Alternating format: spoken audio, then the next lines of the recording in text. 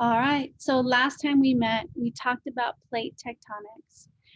We know that plate tectonics is now that crust or that lithosphere that moves around because underneath is a layer of molten lava called the asthenosphere moving it around. So we have here what are called convection currents.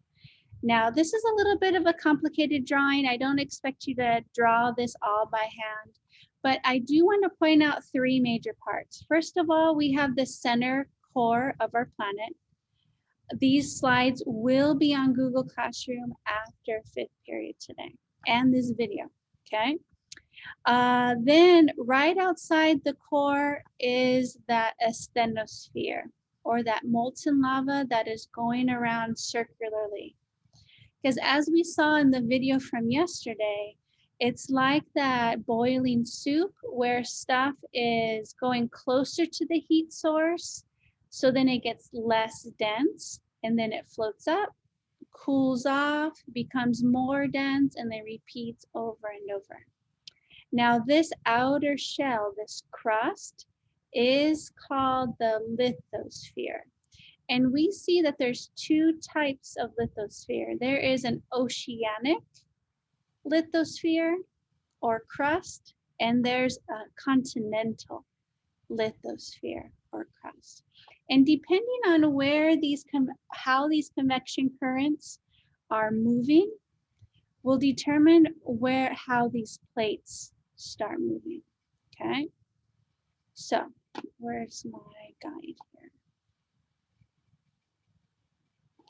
So we know based on those currents underneath the lithosphere that we have three main boundaries, okay? I'm gonna clear here. Volunteers, what is A showing us? What kind of boundary would A be? Okay.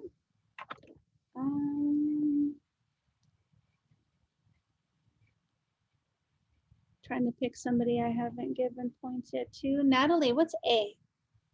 A transform boundary.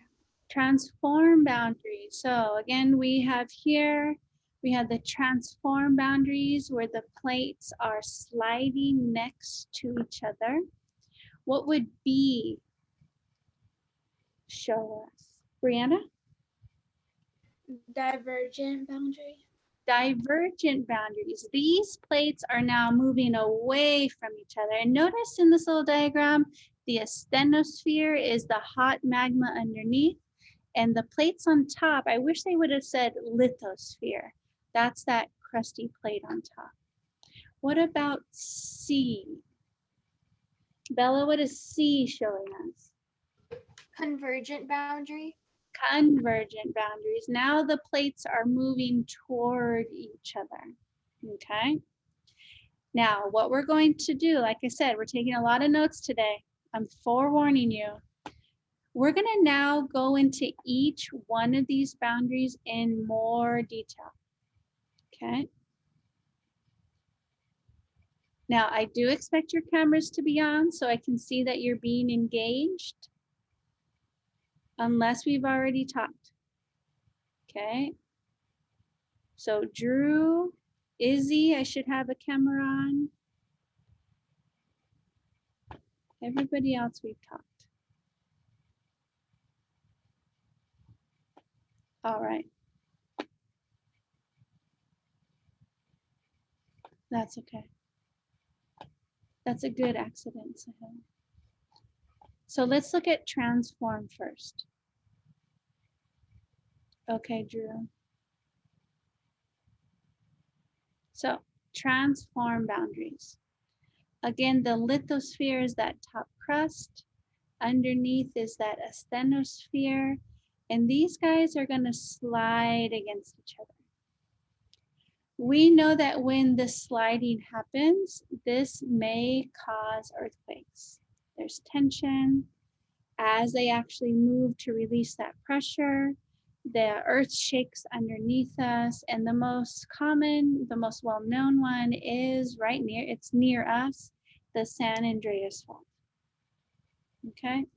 But as we saw on Gizmo on Monday, everywhere there's a red line up here, there is a transform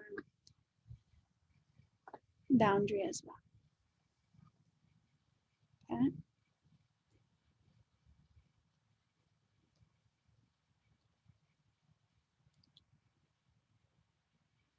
Okay, we're doing good. Much better than first period. I gave him way too much time on that walnut. That was my fault. Okay. Now we're going to talk about divergent boundaries. I'll check in with you because I have a couple minutes. So go faster or go slower.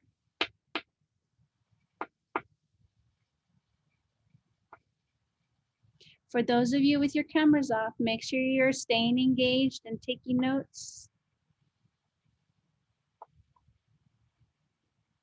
It's a lot easier to goof off when you think nobody can see you. Believe me, I know. All right, so divergent boundaries.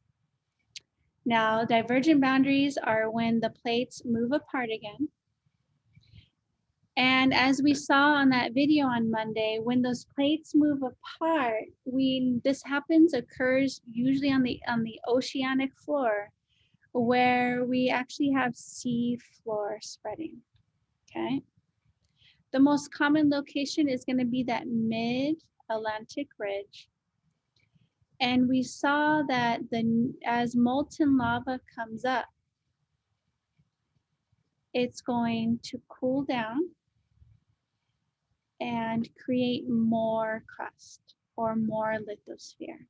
So you can think of it as the asthenosphere is coming up because of the touching water cooling down and being transformed into lithosphere here, okay?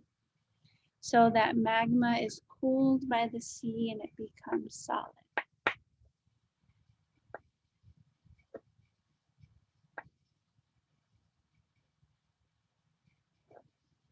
This is going to be, yes, as of now, divergent boundaries only occur underwater.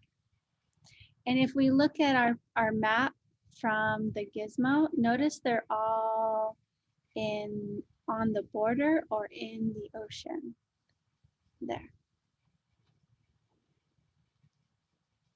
Okay.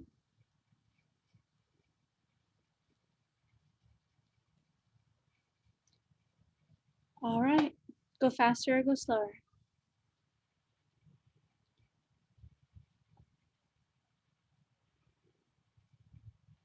I only have one of you talking to me. I'm gonna give us 30 seconds. And then we're almost ready for our first break.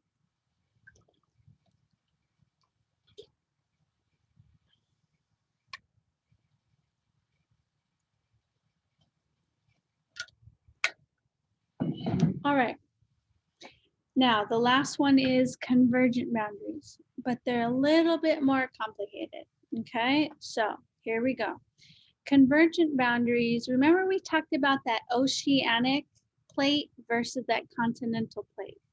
So if an oceanic plate and a continental plate come together, something special is going to happen because they are of different densities, okay? That continental crust is less dense than the oceanic crust. So when they come together, the more dense oceanic layer is going to sink.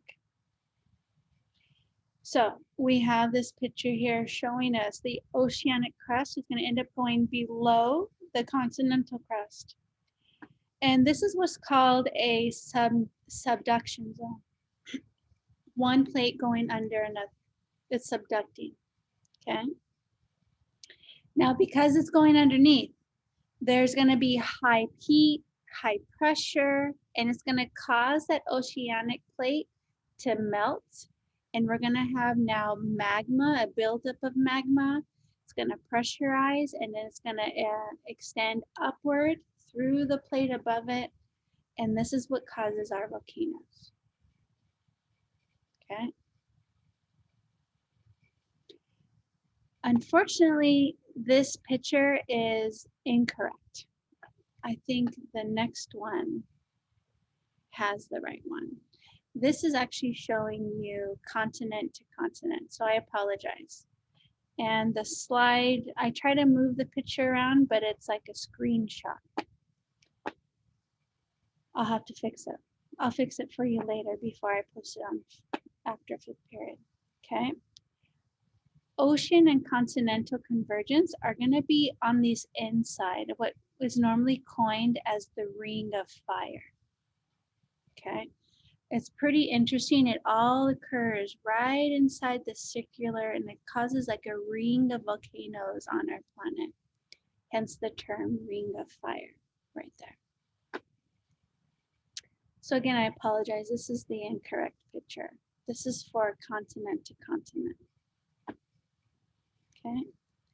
Actually, let me show you.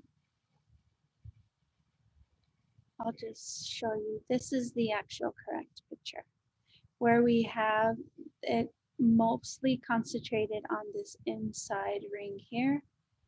And so we see this ring of fire of volcanoes. Okay.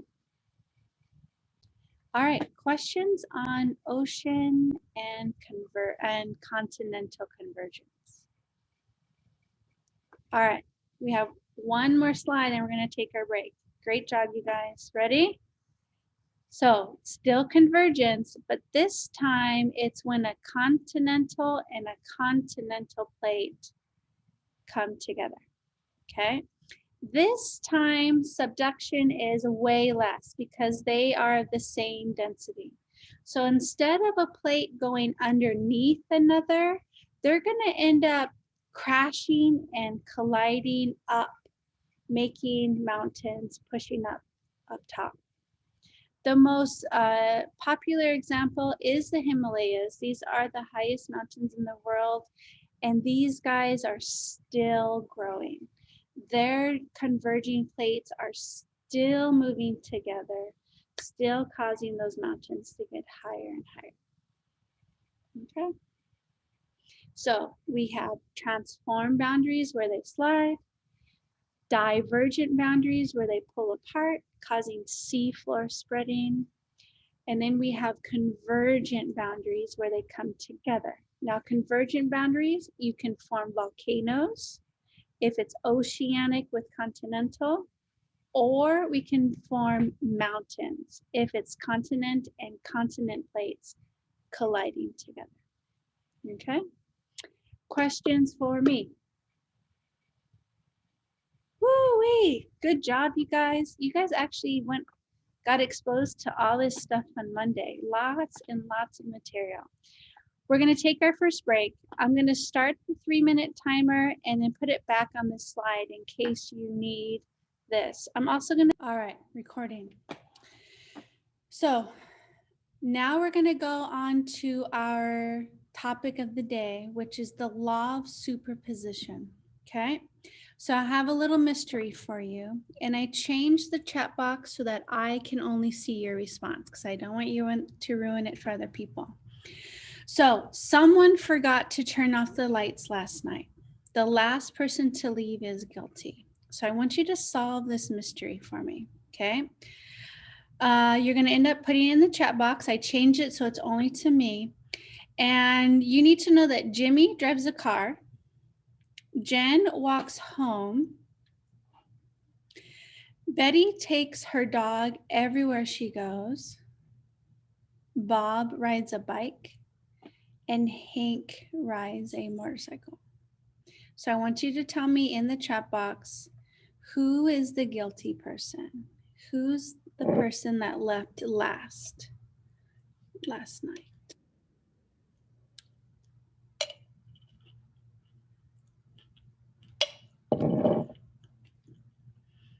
All right. I have a little bit of a variety in here. I'll let you know. Okay. All right, let's take a look here. A lot of you are saying, somebody said Jimmy. Some of you are saying Jen. A lot of you are saying Betty. So let's take a look. If I'm the last person to leave, will my prints be on the very top or on the very bottom? Good, some of you, good, good. So if I'm the last one to leave, my prints are gonna be on the very top, okay? So if we look here, somebody said Jimmy, and if I look at Jimmy's car tracks, I see that there's prints on top of it. So Jimmy didn't leave last. Some of you said Jen walks. Jen was the last one to leave. Well, these shoes I can see, oh no, there's tracks on top of them. So Jen didn't leave last, okay? And then a lot of you said Betty. So if I look at Betty with the dog prints, I see that they are on the very top. And so definitely, good job. Betty is guilty. Betty and her dog, they left the lights on. How dare they? Oh my goodness. Okay. I also want you to think about now your dirty clothes. What, Ms. King? Why would I do that? Let me delete. Now, I'm going to actually open this up and close it again, okay? Some of my students were getting confused last class. So there. Imagine your dirty clothes here, okay? Which ones have been there the longest? Which ones would be the stinkiest? Good, you're putting this in the chat box. Very good. Which ones would be the stinkiest?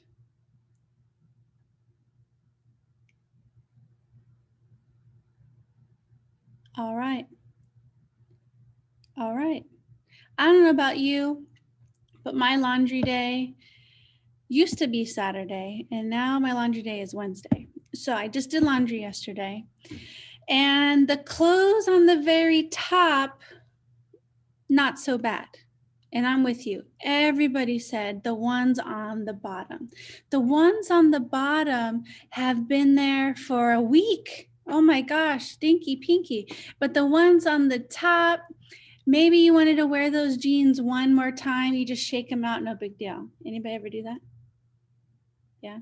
Okay. Thank you for being honest. This all has to do with the law of superposition, this layering effect, okay? I'm gonna pause recording right now, resume recording. So I have a demo for you. Ready? I have these strips of clay. Oh darn, I should have separated them. So pretend this is a layer of dirt, okay? It's really, you know, modeling clay, but we're gonna pretend. So I have a little story for you, a little demo. Stay with me here, okay? So let me separate these things. So there's dirt and there's wind and rocks and rain and floods and droughts. And oh, finally we have this layer of sediment rock form, compaction, everything, cementation, sediment rock. Thousands of years of this, thousands of years. And then we have another storm, wind, rock, rain, sand, pebbles, the flooding, the droughting, and then we have another layer that forms on top of here. Thousands of years. And then we have the wind and the storm and the sand and the dirt and the rocks and the floods and the droughts. And then we see we have another layer that forms on here. Thousands of years. And then we have the wind and the storm and the dirt and the rocks and the floods and the droughts. And we have another layer here.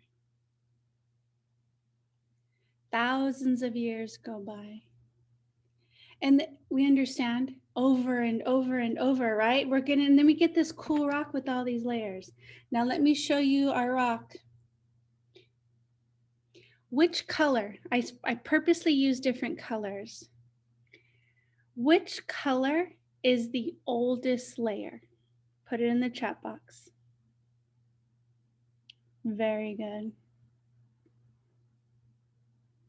Volunteer, why is the blue layer? If you can just click raise your hand. Why is the blue layer the oldest layer for this one here? Abigail, why is that? It's the oldest because it's at the very bottom and it's been piled there for many, many years. Okay, it was the first one there, like your dirty clothes. PU, like the footprints that we looked at. They were the first ones there. They're the oldest. They're at the bottom. Now I'm going to show you my colors again. Which color is the youngest layer?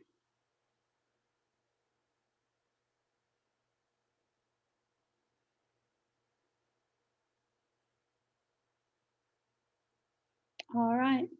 So this pink layer. A volunteer, explain to me, why is the pink layer I'm going to clear your hands real quick. I'm sorry, I should have done that first. Why is the pink layer the youngest layer here? Garika, why? It's the youngest because it's the topmost layer. Okay, it's the topmost layer. It was the last one to get deposited on top. Again, just like your laundry, right? Or those footprints we looked at. Everything we just talked about, I'm going to change how I'm sharing my screen with you again, is all about the law of superposition. So notice that pencil. We're going to add these to our notes again. We're going to continue our notes. Lots of notes today. Very exciting. And the law of superposition simply says the layers are the youngest at the top and oldest layers are at the bottom. Pretty easy, right?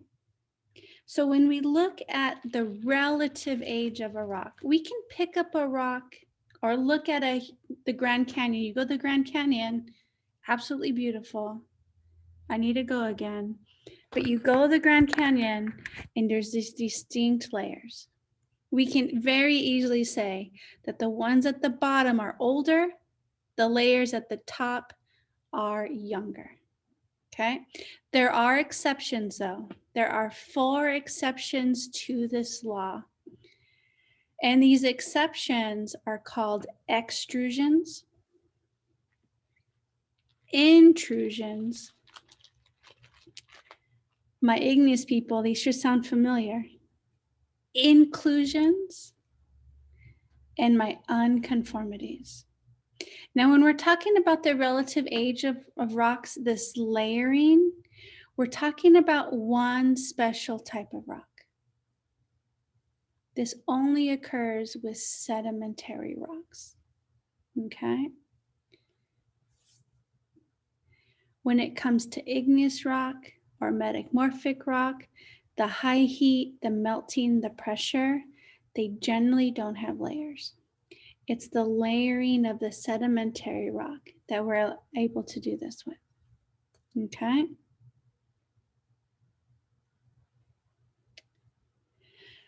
So now we're going to talk about each 4 of these individually, okay?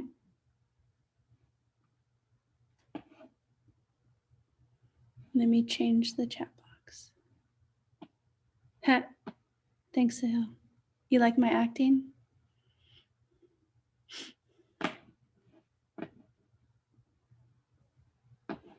Imagine me in person. Woo! So exciting.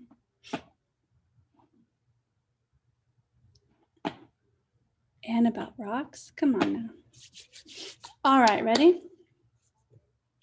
So, extrusions.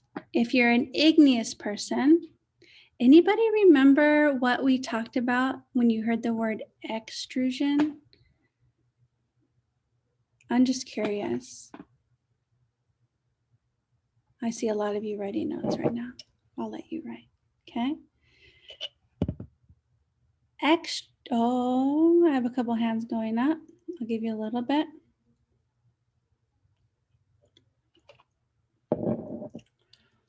Armand, what do you remember? I remember there were intrusive and extrusive igneous rocks. That's right. And that igneous rock, remember, is when hot magma cools down. So an extrusion is when it cooled down above ground. So if you can see me, if you can look at my video, hopefully, and let's pretend this pencil is hot lava. Hot lava would break through the actual rocks. This is kind of a hot mess, but where it breaks through the hot, pretend it's going through the rocks and then gets to the top and then forms its own layer. That's an extrusion. When hot magma cuts through the layers and cools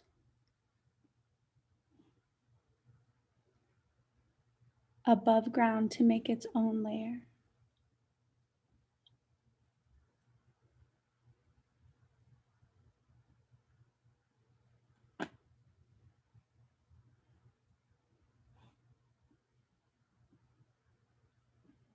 Okay.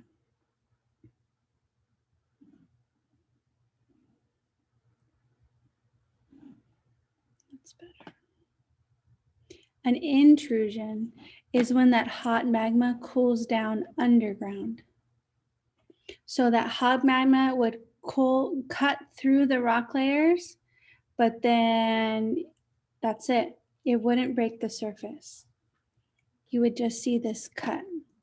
Now I have some pictures for you after we take down these notes of some real life exceptions here. So you'll be able to see them better, okay?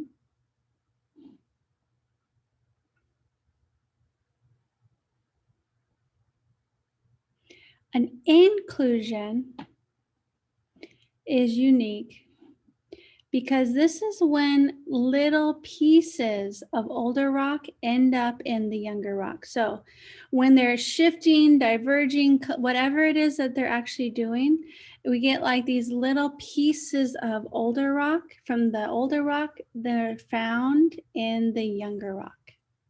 Okay, that's an inclusion, like little pebbles. And then finally, an unconformity is when much older rock is touching much younger rock. So this one's a little bit harder to demo for you, but sometimes whether it's weathering and erosion or construction workers cutting off the side of a mountain, we get this sort of exposure of older rock and maybe it shifted down and now I have much older rock touching much younger rock. That is an unconformity. Ooh, we're doing good. Okay. So now I just have some pictures. Oh, there's one more slide. You know what? I'm going to move that slide. I'd rather go right into the pictures. Go faster or go slower?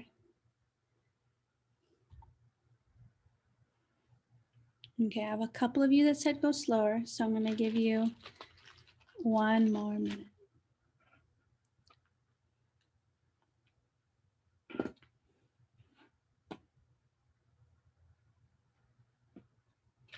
Okay. Let me show you some real life examples of these. Okay. So here, we're going to skip this slide real quick. We'll come back to it. I apologize. Here, that's annoying that that's there already. That's okay. So pretend that wasn't there. You could see the actual layers of the sedimentary rock, but then you see like this other rock that kind of cut through. This was hot magma. And if this hot magma would have stopped right here and just did like a single, like a line, that would have been an intrusion. But if you notice here, it actually forms its own layer here. So it's like this rock was here first, this dark red, this hot lava cuts through, forms its own layer on the top, and then some even newer rock landed on top of it. So this would be an extrusion, okay? I'm gonna skip these letters for now, okay? Now, whereas this one, we have a large rock, we can see that lava has crossed through it, but it didn't form its own layer. This is an intrusion where the hot magma cools underground. So nothing new. I'm just reviewing these words with you, okay? Then we talked about an inclusion. An inclusion, again, is when you have these much older rocks, just pieces of them, like little pebbles, not little, but pebble parts or pieces of older rock found in younger rock. And then last but not least, we talked about an unconformity. So notice here we have those layers of sedimentary rock. It's like a bulldozer came and cut this off, and then newer, younger rock started building on top of it here, okay? Right here at this point, we had much older rock, the very bottom layer, very old rock, touching much younger rock. That's an unconformity, okay? Rocks can tell a story. If you know how to read a rock, you can read about millions of years of history. It's very exciting. I am not a geologist, but the more I teach this topic, the more exciting it is. So definitely when you go out and about, you can pay attention to some of these features you might have in the mountain ranges or the hills or wherever you go. And you can tell that once upon a time, there was winds and storms and floods and thousands of years and all these layers. Something came by and cut this guy off, and then winds and storms, and thousands upon thousands of years later, we have this mountainside. Okay, like reading trees, yeah, for this one here. Okay, questions on this? I do want to go back to that one slide. This was not it. This one. What we're talking about is dating these rock layers. We're trying to determine how old these rock layers. Now, the law of superposition is a way to come up with a relative age. So we're talking about, right, the layers at the bottom are older, the layers on top are younger. That's a relative dating of our rocks. But we can get an absolute dating. And this is a much more complex process. This is actually looking at the radioactivity components of these rocks.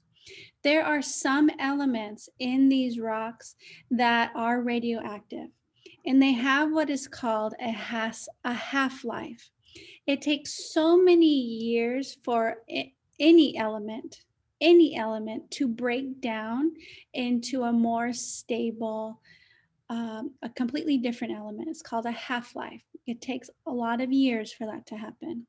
What we're able to do is analyze how much radioactive material is in that rock versus how much of that material has been decayed to the more stable form of that element, and we take a ratio.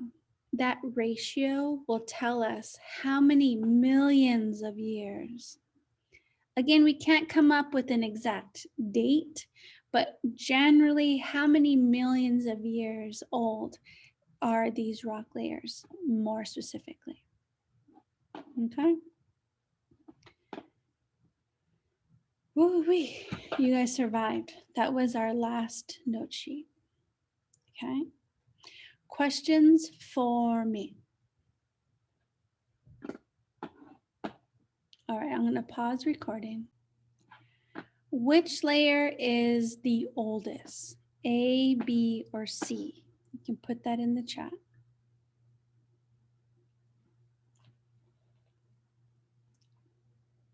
Okay.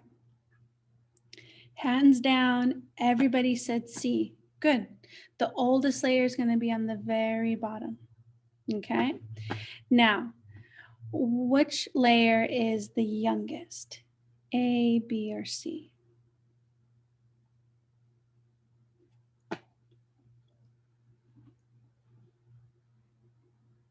Okay. Now, 100% of you said A. Let me change this view. Oh, I got somebody who said B. So if we look at here, if I cut off a little bit, C is definitely the oldest layer. A is definitely younger than C, but in order for lava to cut through, A had to be there first, right? If A wasn't there, then lava couldn't cut through. Notice it literally cut through this rock. So B is actually the youngest layer when it comes to the rock layer. Remember, the law of superposition applies except for those 4 exceptions. So if you have an intrusion or an extrusion, those are going to be younger than the layers it cuts through. Okay? This is important because you guys are going to now draw your own rock layers. You have 2 options. You can use the classroom screen link or any other digital drawing thing you have, but you want to use an eraser that'll only erase that partial drawing. Don't pick an electronic drawing system that'll, when you click erase, the whole line disappears. That's not cool. If you're going to do it on a piece of paper, use pencil. Okay, because we are going to erase pieces. Now, what you're going to end up doing is taking a screenshot or a photo of your finished drawing and uploading this on Google Classroom for your actual assignment here. Okay, so let me try to find period 3. We have here your rock layer drawing. Okay.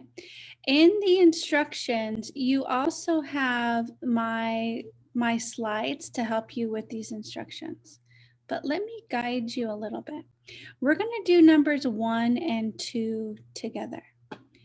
And what you want to start with, this is number 1. We're going to draw a rock layer and label it C.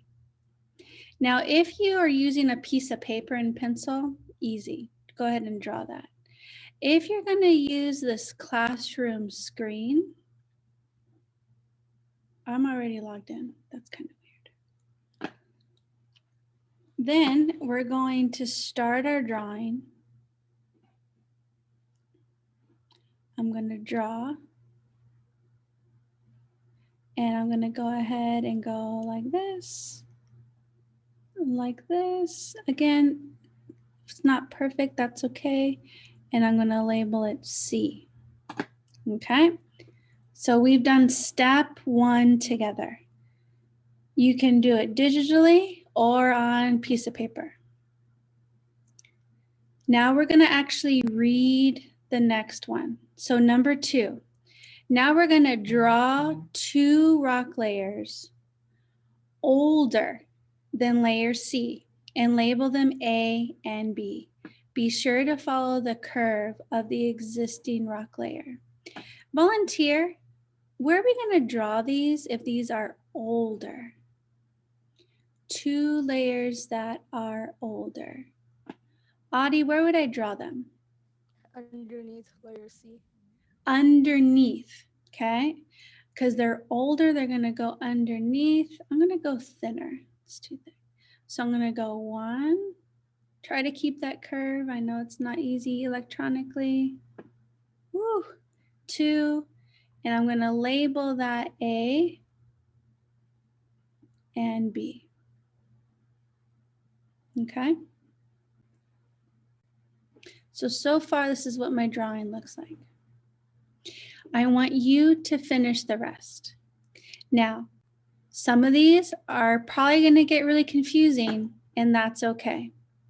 Because when we get back from winter break, we're going to go into small groups and you can edit your drawing, part of our review from break, okay?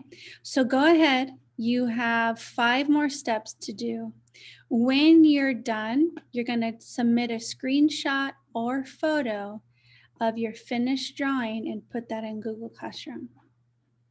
This drawing is due by Sunday, 8 o'clock, okay? You can use any drawing app you want. If you wanna do it pencil and paper and just take a photo, totally up to you. But you want that eraser. Let me show you again.